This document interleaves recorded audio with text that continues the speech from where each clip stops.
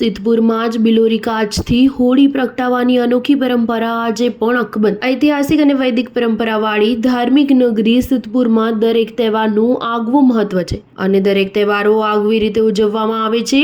સિદ્ધપુરમાં જોશીઓની ખડકીમાં હોળી પ્રગટાવવા માટે અગ્નિનો નહીં પરંતુ સૂર્યપ્રકાશનો ઉપયોગ કરવામાં આવે છે। વર્ષોની પરંપરા પ્રમાણે બિલોરી કાચથી હોળી પ્રગટાવવાની પરંપરા આજે પણ ચાલી રહી છે। સિદ્ધપુરમાં આવેલી જોશીઓની ખડકીમાં જ્યાં મોટા ભાગે ભૂદેવ પરિવારો રહે છે, ત્યાં છેલ્લા 100 કરતાં વધારે વર્ષોથી હોળીના દિવસે પરંપરાગત વૈદિક મંત્રોચ્ચાર અને પૂજા કરી બિલોરી કાચથી બપોરના સમયે સૂર્યના કિરણો દ્વારા છાણામાં અગ્નિ પ્રગટાવવામાં આવે છે।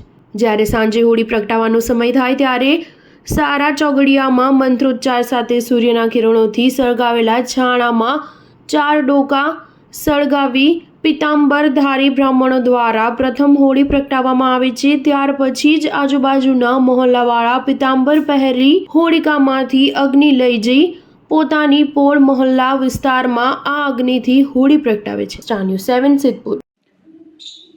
દર હોળીના તહેવાર નિમિત્તે આપના ત્યાં બિલોરી કાચ વડે હોળી પ્રગટાવવામાં આવે છે, તો એના પાછળ શું કારણ છે? આજે જે હોલિકા પ્રગટાવવાનો જે મહોત્સવ છે તે સિદ્ધપુરની અંદર જોશીની ખડકીની અંદર સૌથી પહેલાં હોલી પ્રગટાવવામાં આવે છે બિલોરી કાચથી, કે જે સિદ્ધાર્થ જયસિંહ સોલંકી રાજા હતા એ વખતથી ઉત્તર જોશીની તરીકે જે સિદ્ધપુરની અંદર જોશીની ખડકી હતી ત્યાં આગળ બિલોરી કાચથી હોળી પ્રગટાવવામાં આવે છે। કારણ કે